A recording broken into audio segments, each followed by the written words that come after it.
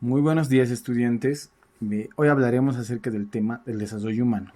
Ya, para iniciar, ¿qué es el desarrollo humano? Este es un proceso que integra desde que el óvulo y el espermatozoide llegan a formar el cigoto hasta 9 meses después que se da el nacimiento. Ya, para iniciar, como una pequeña reflexión. ¿Sabían ustedes que la vida empieza mucho más antes del nacimiento? Desde que dos pequeñas células se encuentran, empieza un proceso increíble que va tomando forma poco a poco. Si se lo ve desde una manera muy superficial, incluso parece magia o una especie de suerte, pero no es así. La vida básicamente es ciencia y sobre todo algo muy valioso. Muchas veces, como adolescentes, se toman decisiones importantes sin pensar mucho, como si estuviesen eligiendo, no sé, el sabor de una comida, el sabor de una bebida o algo. Se hablan de temas de sexualidad. A veces incluso algunos actúan por presión social, porque todos lo hacen, porque se dio el momento o simplemente porque sí, sin entender que detrás de estas decisiones hay una gran responsabilidad. No es como de iniciar un videojuego o guardar un mensaje. La vida no tiene esa posibilidad de volver hacia atrás. No tiene básicamente esa tecla que, como en las computadoras, que es Control Z, que nos ayuda como que a borrar nuestros errores. Todo este proceso de desarrollo de la vida no es un proceso automático ni fácil. Cada célula que se multiplica, cada parte del cuerpo que se forma, cada latido desde el primero, es como una coreografía que va siguiendo la vida. Es en donde todo tiene que salir bien para que al final llegue a formarse un individuo saludable, al igual que todos nosotros. Entender cómo se forma una vida no es solo cosa de ciencia, es también darnos cuenta de lo valioso que es estar vivos y lo importante que es cuidarnos. Como jóvenes y adolescentes tienen el derecho y la necesidad de saber cómo funciona su cuerpo, cómo protegerse, cómo tomar decisiones responsables. Así que no sé, al final de todo esto piensen, si la vida es tan especial desde el primer instante que se concibe, ¿por qué no se debe cuidar como se merece? A veces simplemente damos nuestra vida por hecho, sin pensar que se tuvo que pasar muchos procesos para llegar hasta estamos hoy en día. Bueno, estudiantes, al final de esta exposición se realizará una pequeña evaluación, así que estén muy atentos a los términos o conceptos que haga énfasis a lo largo de la exposición. Así que tomen en cuenta eso ya que será parte de lo que es la evaluación. Mejor si toman apuntes. Ya, ahora hablaremos acerca del desarrollo embrionario fetal. Ya todo comienza dentro del cuerpo de la mujer en un proceso que ocurre de manera muy interna. Ya cuando una mujer ovula, libera una célula llamada óvulo. Si durante este tiempo se tiene relaciones sexuales sin protección, el espermatozoide llega a encontrarse con el óvulo y así ocurre lo que es la fecundación. Ya, esta básicamente es la primera chispa que da inicio a una nueva vida. A partir de aquí comienza un proceso un poco largo. Esta unión del óvulo y el espermatozoide llega a formar una nueva célula denominada cigoto. Por favor, recuerden este término, cigoto, que es parte de la evaluación que se viene después de esta presentación. Después de ser cigoto, poco a poco se va formando lo que es el cuerpo, básicamente los órganos, los latidos, todo hasta llegar al nacimiento del ser humano. Básicamente así empezamos cada uno de nosotros. Todo este proceso es estudiado por una rama de la ciencia llamada embriología. También recuerden bien este término, también es parte de lo que es la evaluación. También se lo llama ontogenia, que estudia todo el desarrollo de los organismos desde la fecundación hasta el nacimiento. Recuerden bien eso. La embriología es el estudio desde la fecundación hasta el nacimiento. Ya, ahora pasamos a lo que es las etapas del desarrollo embrionario. Como dijimos, todo comienza con el cigoto, esa unión entre el espermatozoide y el óvulo.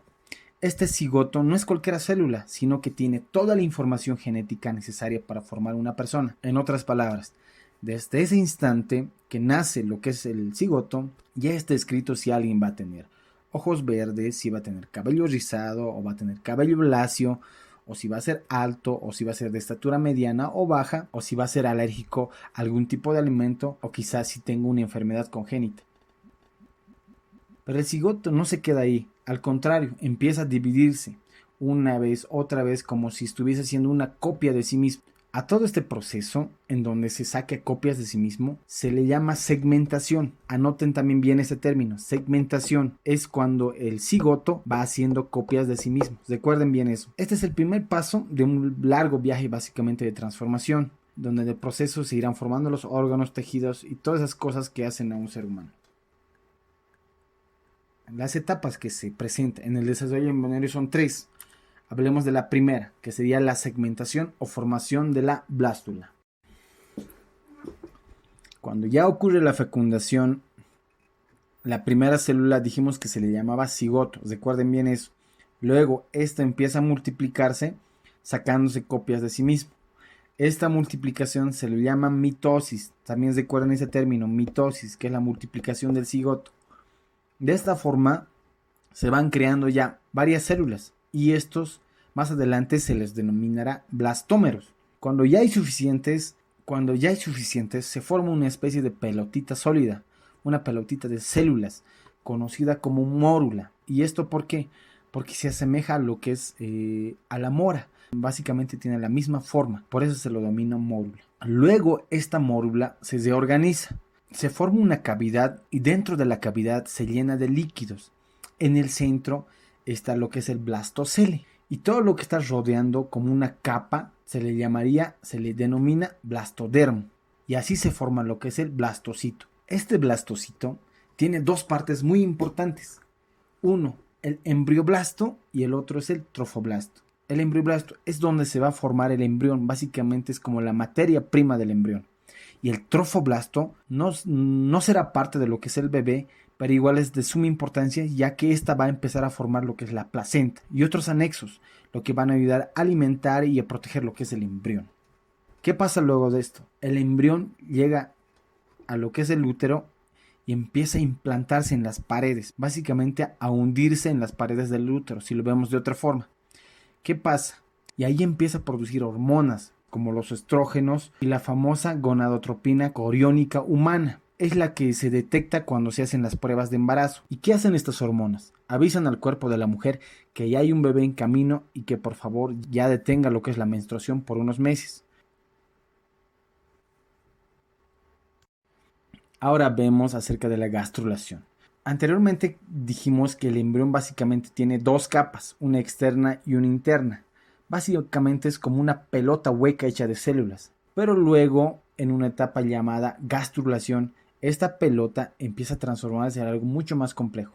Durante este proceso algunas células se mueven y se meten hacia adentro, como si se hiciera una especie de hoyito en su interior. A esto se lo denomina invaginación. Con esto se empieza a formar la gástrula en el interior. Y esta ya no tiene solo una capa, sino ya empieza a formar 3 capas, que son denominadas las capas germinales. Estas 3 capas son el ectodermo, el endodermo y el mesodermo. Ojo, recuerden bien estos 3 términos, el ectodermo, el endodermo y el mesodermo. ¿Qué son? Son capas germinales. ¿Por qué? Porque dan origen a todos los tejidos y órganos del cuerpo humano. Esto también está en la evaluación, así que recuerden bien esto. En resumen, la gastrulación es como la gran remodelación del cuerpo, donde pasa de ser algo simple a algo con una estructura un poco más compleja. Ya, ahora hablemos de la organogénesis. ¿Alguna vez se han preguntado cómo es que terminamos teniendo corazón, pulmones, hueso, pelo, uñas? Bueno, todo esto empieza a formarse desde muy temprano en el desarrollo del ser humano, en una etapa que se le denomina organogénesis. Como ya dijimos, el embrión en sus primeras semanas empieza a formar lo que son las 3 capas germinales, esas 3 capas importantes.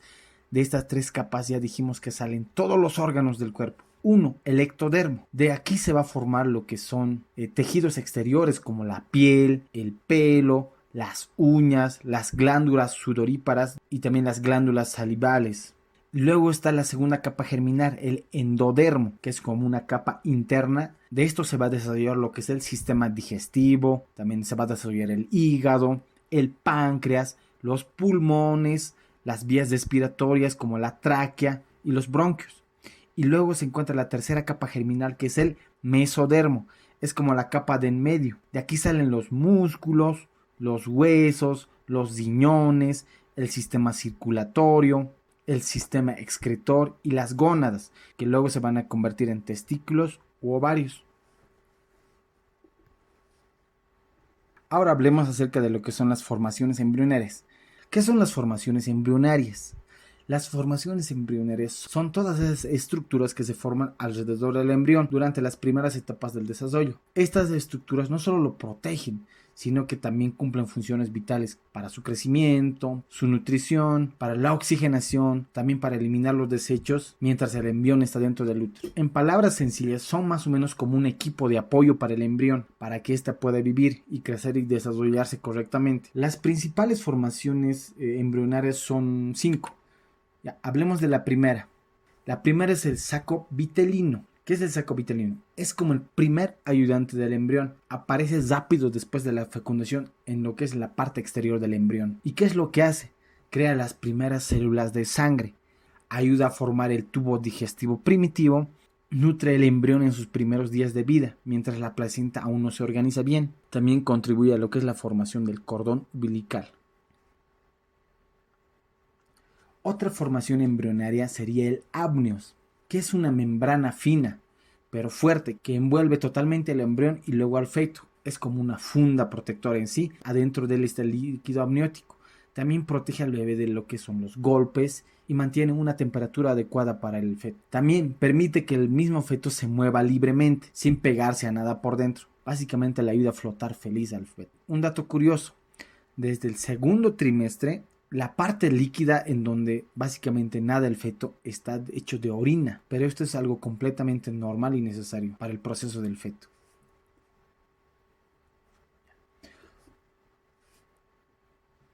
Otra formación embrionaria sería las alantoides. ¿Qué son las alantoides? Es un pequeño saco que aparece conectado al intestino del embrión. ¿Y qué hace? Ayuda a formar lo que es el cordón umbilical, participa en la creación de la vejiga urinaria, forma los vasos sanguíneos, clave para llevar los nutrientes. Otra formación sería el corión. El corión es una membrana externa que rodea todo, al amnios, al embrión, al líquido, a todo. ¿Y qué hace? Crea lo que son las vellosidades coriónicas. Son los que se adhieren o los que se pegan al útero.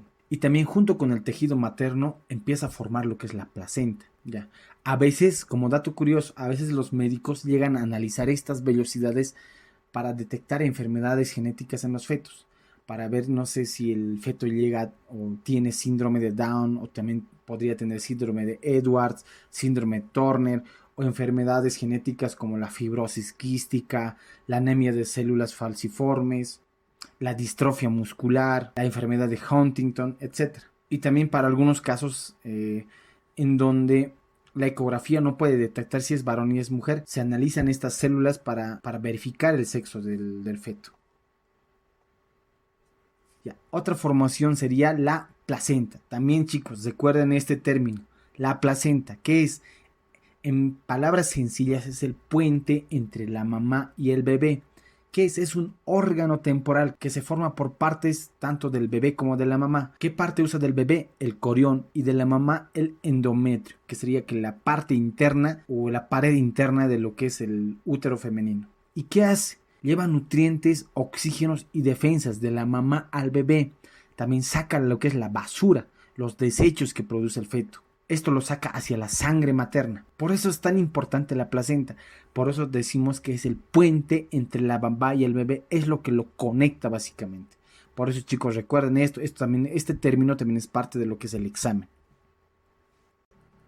Ya, ahora nos toca hablar acerca del desarrollo fetal. Otro dato para la evaluación. ¿Dónde se da el desarrollo fetal? En el útero femenino. Esto también recuerdo bien porque es parte de la evaluación ya. Para analizar bien este proceso, vamos a ir por meses. Vamos a ir viendo cuál es el cambio que sufre el feto por meses. Ya, el primer mes. Ya dijimos, en el primer mes, ¿qué pasa? Se forma lo que es el cigoto. Luego se transforma en blastocistos. Luego se implanta en el útero. Ya dijimos que se forman las 3 capas germinales que va a dar inicio a todos los tejidos de los órganos. Empieza lo que es a formarse el tubo neural, que esto posteriormente se convierte en el cerebro y la médula espinal. Y el corazón empieza a latir desde el día 22 o 23. Esto también anoten, chicos, ¿En qué mes empieza a latir el corazón? Es en el primer mes. Ahora hablemos del segundo mes. ¿Qué pasa? En este mes se empiezan a formar lo que serían las extremidades, los brazos, las piernas. También se va desarrollando bien lo que es el sistema nervioso central. El tubo neural ya está cesado. Incluso en este mes, el feto puede hacer ya sus primeros mini movimientos, aunque la madre todavía no lo siente en este mes. Como dato curioso, el tamaño del feto al final de este mes es el tamaño de una frambuesa, aproximadamente de unos 2 a 2.5 centímetros, pero eso sí ya tiene un cerebro en formación. Pasemos al tercer mes. En este mes ya se puede saber si el feto es niño o es niña. Ya, el hígado empieza ya a funcionar y también se desarrollan lo que serían las uñas y los dedos. En este mes el feto ya puede abrir y cerrar sus manitos, aunque apenas mide unos centímetros todavía. En el cuarto mes, ¿qué pasa? El bebé ya mueve los músculos y los nervios coordinadamente. Aparecen lo que serían las cejas, el pelo, la pestaña. El sistema digestivo empieza a funcionar. Básicamente el pequeño feto ya empieza a chupar el líquido amniótico, lo traga y lo vuelve a escupir. En este mes el feto ya puede escuchar ciertos sonidos, como lo que es el latido del corazón de la mamá. Ya. En el quinto mes, ¿qué pasa? La madre empieza a sentir ya lo que son los movimientos del bebé, las famosas pataditas. La piel del feto ya empieza a cubrirse de lo que es del vermis caseosa. Es como una cremita protectora. Y también empieza a aparecer lo que es el lanugo, que es un vello muy fino. También se forman las huellas dactilares, se marcan los huesos y avanza lo que es el desarrollo del cerebro. En el sexto mes, ¿qué pasa? Los pulmones empiezan a desarrollar estructuras llamadas bronquiolos y sacos alveolares. El feto en aquí ya empieza a abrir los ojos. También puede escuchar ya ruidos más fuertes, aparte de lo que es los latidos de la mamá. Y empieza a reaccionar si escucha una voz conocida. Por ejemplo, las voces más constantes son la voz de la mamá o del papá. Ya puede empezar a reaccionar ante esas voces. Incluso en este mes, algunos papás les ponen música porque estos reaccionan ante las melodías. Ya. En el séptimo mes, ¿qué pasa? Comienza a madurar lo que es el sistema respiratorio. El bebé gana más masa muscular y el sistema nervioso autónomo también se desarrolla. Como dato curioso, muchas veces algunos bebés llegan a ser lo que son 7 mesinos. ¿Qué quiere decir? Que nacen al séptimo mes. Si el bebé nace en este mes, puede llegar a sobrevivir con cuidados especiales dentro de incubadoras especializados para estos casos. ¿Qué pasa el octavo mes? En el octavo mes los huesos ya están formados, aunque son un poquito flexibles, pero ya están bien formados. ¿Esto para qué? Para facilitar el parto. El sistema inmunológico empieza a activarse ya. Y ya que está un poco más grande, el espacio se reduce dentro de lo que es el útero y el bebé como que no se mueve tanto en estos meses. Aunque el bebé ya está totalmente desarrollado, su cabecita todavía es mucho más grande que el resto del cuerpo. Y esto como que va cambiando en el último mes. ¿Qué pasa en el noveno mes? Todo está listo para el nacimiento. Los pulmones están maduros, el bebé empieza a colocarse en la posición cefálica. ¿Qué significa esto? Que todo el cuerpito va rotando cabeza hacia abajo. ¿Para qué? Para así facilitar lo que es la expulsión en el momento del parto. También se desarrollan lo que son los reflejos de succión y agarre. En este mes, al igual que el anterior, ya reconoce bien lo que son los sonidos familiares y al nacer puede llegar a reconocer lo que es la voz de la madre. ¿Por qué? Porque los bebés nacen y lloran y cuando escuchan la voz de la mamá llegan incluso a tranquilizarse. Ahora hablemos sobre lo que es el parto en los seres humanos. Después de los 9 largos meses creciendo en el útero de la mamá, llega el momento más esperado, el cual es el nacimiento. A este proceso se le llama parto y es cuando el bebé finalmente sale del útero para conocer al mundo. Pero antes de que esto pase, hay todo un sistema de protección en marcha. ¿Por qué? Porque durante el embarazo se forma una especie de tapón en lo que es el cuello del útero. A este tapón se le llama tapón mucoso. Este tapón actúa como un guardia de seguridad y evita que entren bacterias u otro tipo de organismos dentro del útero. Esto se da a la hormona denominada progesterona. En el 95% de los partos, el bebé se coloca automáticamente con la cabecita hacia abajo, como si ya supiera por dónde tiene que salir. Pero en el resto, muchas veces esto no pasa y es ahí en donde se practica lo que es la cesárea. El parto llega a tener 3 etapas. Una, la dilatación, la expulsión y la etapa placentaria. Primero hablemos de lo que es la dilatación. Imagínense que el cuello del útero, porque el bebé está ahorita en el útero, y abajo está el cuello del útero. Este es como una pequeña puerta súper importante que se va abriendo poco a poco para que el bebé pueda salir. Pero ojo, no es una puerta normal, no necesita una llave ni un control remoto ni nada, sino que se abre gracias a un trabajo importante del cuerpo de la mamá. Esta etapa puede durar horas y es clave para que todo salga bien. Como dato curioso, esta puerta o el cuello del útero puede llegar a medir incluso 10 centímetros. Al inicio es como una monedita de 10 centavos, que no llega a sobrepasar lo que es el centímetro, pero en este proceso de dilatación puede llegar a abrirse incluso un poquito más de 10 centímetros. Ahora hablemos de lo que es la expulsión. Este es un momento muy importante del nacimiento donde aquí la mamá hace toda la fuerza para empujar al bebé. El útero empieza las contracciones y empieza a empujar al bebé hacia afuera. Es un proceso bastante doloroso para la mamá, pero es un dolor que al final vale la pena porque significa que el bebé ya está por conocer el mundo. Ahora lo que es la última etapa, la etapa placentaria. Cuando el bebé ya nace, todavía falta que salga la placenta, el cual es el órgano que cuando el feto estaba dentro del útero es el que lo alimentaba y lo protegía durante todo este proceso de embarazo. Este proceso es como limpiar el útero. ¿Para qué? Para que todo esté listo y el cuerpo de la mamá pueda empezar a recuperarse poco a poco. Recuerden bien estas 3 etapas, porque esto también va a estar en la evaluación.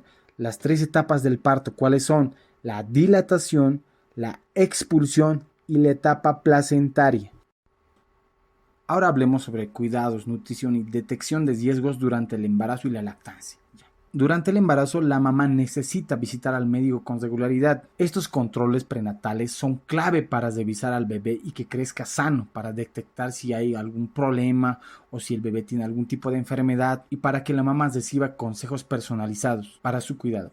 En cada visita el doctor revisa cosas como la presión arterial, el peso, el tamaño del bebé y puede hacer análisis de sangre o ecografías al feto. Además de subir de peso, que es muy normal en esta etapa, lo que importa es cómo se sube. Comer sano es algo muy fundamental en esta etapa. Que se debe comer frutas, verduras, cereales integrales. Estos son como la gasolina para que el cuerpo funcione bien y hay que evitar comidas muy grasosas. Por ejemplo, alimentos como el brócoli, el pescado, ayudan a que el bebé crezca fuerte y sano. Y tomar también agua, al menos 8 vasos al día. Es como darle un buen lavado interno al cuerpo en sí. También es súper importante tomar ácido fólico antes y al principio del embarazo porque ayuda a prevenir problemas en el desarrollo del bebé y los suplementos de hierro evitan que la mamá se canse demasiado. Ojo con el café, el té y el chocolate, que esto en exceso no son buenos para la mamá ni tampoco para el bebé.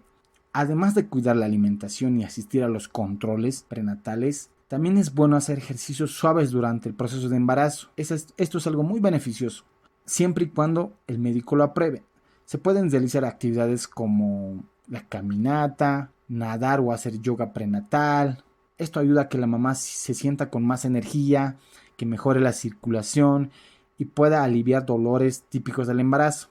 Eso sí, es importante que se eviten ejercicios muy intensos que puedan implicar riesgos de caída. Cuando llega el momento de la lactancia, la mamá necesita aún más nutrientes para alimentar al bebé, pero también puede enfrentar algunos retos como el dolor en los senos o irritación en los pezones. Esto por la succión que hace el bebé a la hora de amamantarlo.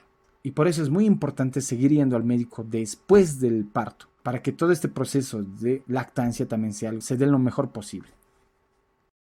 Para finalizar, hagamos una pequeña reflexión. Como han podido notar, el embarazo es un viaje sorprendente y está lleno de cambios, no solo para el feto en los 9 meses, sino también para la mamá y también para toda la familia. Desde que una nueva vida comienza a formarse, cada pequeño cuidado cuenta para que este bebé crezca fuerte y sano. Aunque muchas veces nosotros vemos al embarazo como algo que va a pasar, pero el embarazo es un proceso que necesita atención, necesitas respeto, necesitas responsabilidad. No es solo una cuestión de esperar 9 meses, sino de entender que cada alimento, cada visita al médico, cada hábito puede marcar una gran diferencia en la vida de estas dos personas, tanto el bebé como la mamá. Como adolescentes ustedes en estos momentos obviamente no están pensando en ser papás o ser mamás, pero conocer y valorar este proceso es algo muy fundamental porque así se aprende a respetar la vida, a lo que es la valorar a lo que es valorar la salud, a tomar decisiones conscientes, tanto para ustedes como también para ayudar a los que los rodean. Cuidar el embarazo es también cuidar el futuro, porque en estos meses se construyen las bases para que una persona crezca con salud y felicidad. Por eso es importante informarse, preguntar y siempre buscar ayuda cuando sea necesario. Por eso recuerden, chicos, la vida no es algo que suceda así, de la nada, por casualidad, sino es un regalo que merece ser cuidado, con responsabilidad desde el primer momento.